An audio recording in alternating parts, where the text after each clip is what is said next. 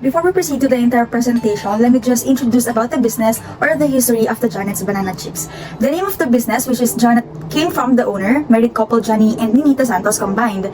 This business was established by them back in 1990s. The story of how they established JOHN-NETT banana chips is at first, their business was a grocery store, and at the same time, Johnny Santos was also delivering bananas from their province, which is Oriental Mindoro, to Manila. That time, Johnny and Ninita thought of making a sweet snack out of bananas, and so they cooked bananas with sugar. They started to put banana chips in their grocery store, and as time passed by, they slowly became famous because of their sweet taste and unique snack. With this, Johnny and Ninita decided to remove their grocery store, and instead, they replaced it with the pasalubong store, which caters to their own produced banana chips. For the vision and mission of the JOHN-NETT'S banana chips, the vision is to be the #1 preferred choice in the snack industry in terms of quality and quantity, customer satisfaction, and commitment to world-class excellence. The mission is to provide a high-quality product, healthy and nutritious food, and an enjoyable and family-friendly snack that can bring and promote excellence inside and outside the country. The nature of the business is that JOHN-NETT'S banana chips is in the food manufacturing business and is a sole proprietorship kind of business. The location of JOHN-NETT'S banana chips is located in Oriental Mindoro, specifically in Zone 2 in Pinamalayan. As for the organization structure, as we can see, the owner is John Santos and production manager is Marisa Santos. For the distribution channel, active distribution channels are the local retailers and wholesalers.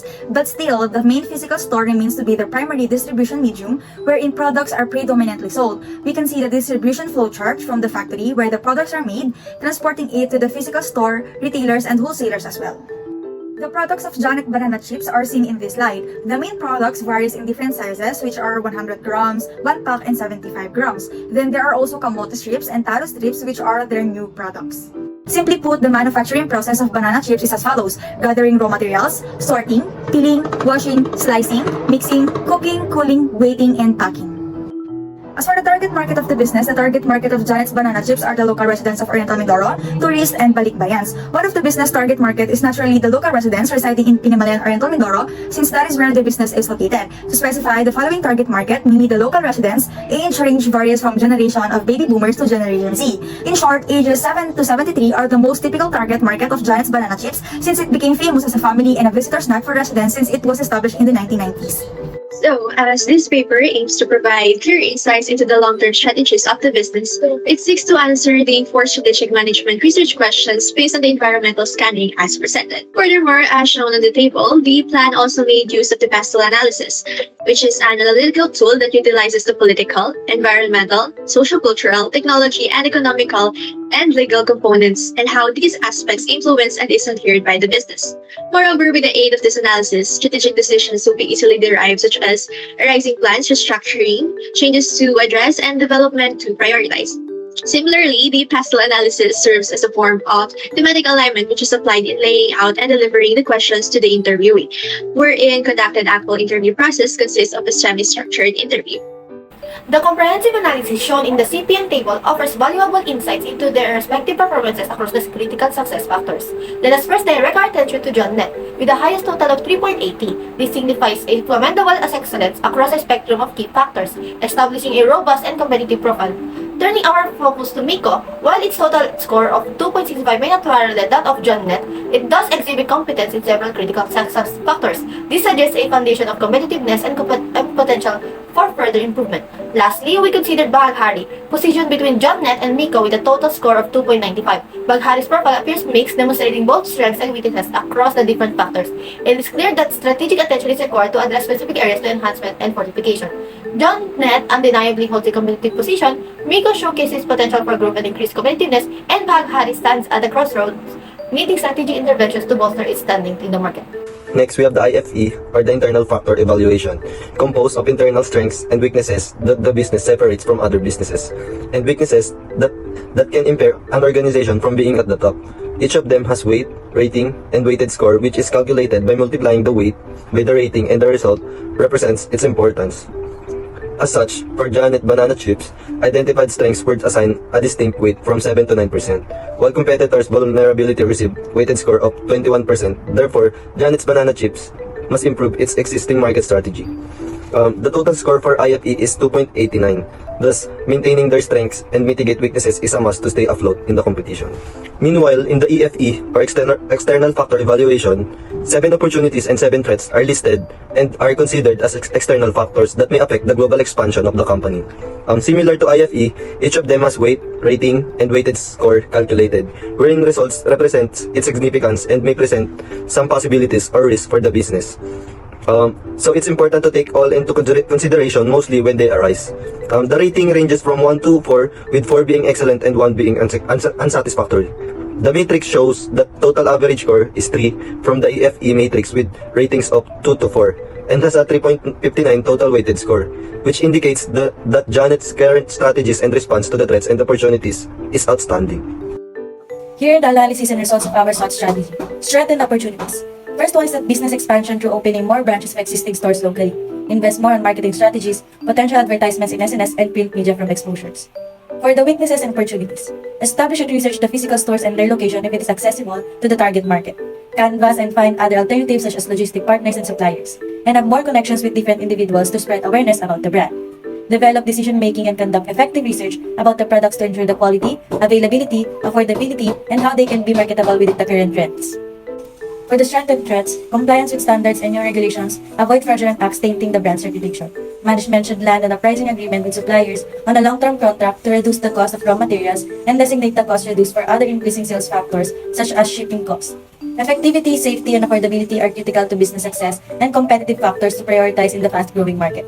The last one is to become more competitive. The company should customize its products according to the trends and culture of the country of expansion. For the weaknesses and threats, number 1 is effective product advertising to increase competitive advantage among growing competitors. Establishment of rapport with suppliers and bulk buying to avoid shortage of supplies and to avail discounts. Hire employees for product delivery to minimize shipping costs and reduce shipment delays with other carriers. Acquisition of larger and more physical stores to hold more inventory and production of products. Setting stricter rules for reselling and distributorship to increase consistency in sales of products and to avoid fraudulent activities. Invest in efficient research and development to know customers' wants, the current trends, and cultural barriers that might hinder expansion, and to monitor the market for counterfeit products. Next, we have the strategic position and action evaluation, or the space matrix, that display where John's banana chips lie among 4 quadrants representing conservative, aggressive, competitive, and defensive strategies. Moreover, the plotted points presented were derived from each quadrant based on the classified internal and external strategic positions, namely financial position, stability position, competitive position, and industry position. And as can be seen, and from the results, the business is in a favorable position, capable of aggressive growth strategies, wherein it has a prominent competitive advantage and financial strength. Hence, appropriate aggressive strategies are market development, product development, and to penetrate the current market. Our focus lies on the BCG matrix to illuminate the current standing and future prospects of our offerings. At the forefront of our inventory, we find our flagship products, the various sizes and packs of banana chips. These are our stars, demonstrating consistent and substantial returns. We anticipate that these store products, if they sustain their current trajectory, will transform into cash cows. This transition is contingent on their ability to maintain profitability even as market growth stabilizes. Now turning our attention to more recent additions to our product line, the Taro and Kamote strips. Their current success is promising, yet the true measure of their potential growth requires time. The journey of JOHN-NETTE'S banana chips is one of the careful considerations and calculated steps towards a long-term success. From the internal to external matrix, or the IE matrix, which is based on the matrix score of the IFE and the EFE matrix, consisting of 9 boxes labeled as quadrants and classified into 3 categories, representing the position the business currently places and the favorable strategies to propose, the position of the company can be derived. Hence, as shown, JOHN-NETTE'S banana chips falls under grow and build as their strategy proportionate to quadrant 2, leading to a decision that can go after in-depth strategies such as product development, and market penetration.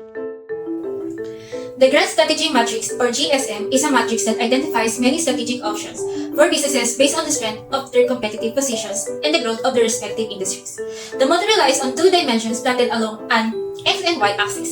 The X-axis depicts the company's competitive status, with the left representing weak competitiveness and the right representing strong competitiveness. That Y-axis signifies market growth, with the upper half representing the rapid growth and the lower half representing the slow growth. JOHN-NETTE'S banana chips is in quadrant 2 of the Grand Strategy Matrix, recognized as having rapid market growth but a weak competitive position. Based on the result of the IE matrix, JOHN-NETTE'S banana chips was placed within the quadrant 2. This placement suggests that JOHN-NETTE'S banana chips must reconsider its market approach. Even though their market is expanding, they are struggling to compete effectively. Therefore, they must ascertain the ineffectiveness of the existing market approach and formulate strategies to enhance their competitiveness. The Quantitative Strategy Planning Matrix, or QSPM, is an analytical tool identifying which strategies best align with JOHN-NETTE'S banana chips. There are 3 growth strategies for JOHN-NETTE'S banana chips. This includes product development, and market penetration. As a result of evaluation, Product development is the best QSPM strategy for JOHN-NETT'S banana chips, with a total score of 6.20. This strategy helps the business to increase brand awareness by introducing new flavors of products to the market. Meanwhile, market penetration is the second recommended strategy with a total score of 5.77. Enhancing advertising platforms by fully utilizing the features of platforms such as Facebook and TikTok, especially tools like Facebook, Reels, and For You page on TikTok. Through creating engaging video content, can effectively promote the products to a broader audience. Lastly, market development is the third recommended strategy with a total score of 5.61. JOHN-NETT'S Banana Chips aims to expand by opening more branches nationwide. By entering into the new markets and customer groups, JOHN-NETT'S Banana Chips can increase its sales and brand awareness. After careful analysis, the researchers came up with 6 recommendations. The first one is to develop new products, expand and develop the store or its market, develop additional strategies through market penetration, improve marketing strategy, be observant of products' life cycle, and the last one is to invest in advertisements for their brand. Based on the results of the analysis in our matrix, we therefore conclude that the product development and market penetration are the 2 growth strategies advantageous for JOHN-NETT'S banana chips. The business shows our strong market share and high market growth wherein the main products are guaranteed to be the most profitable. We also conclude that JOHN-NETT'S banana chip must reconsider its approach in its existing market and develop plans to boost its competitive edge. It is recommended to prioritize an intensive strategy before exploring integrative or diversification plans.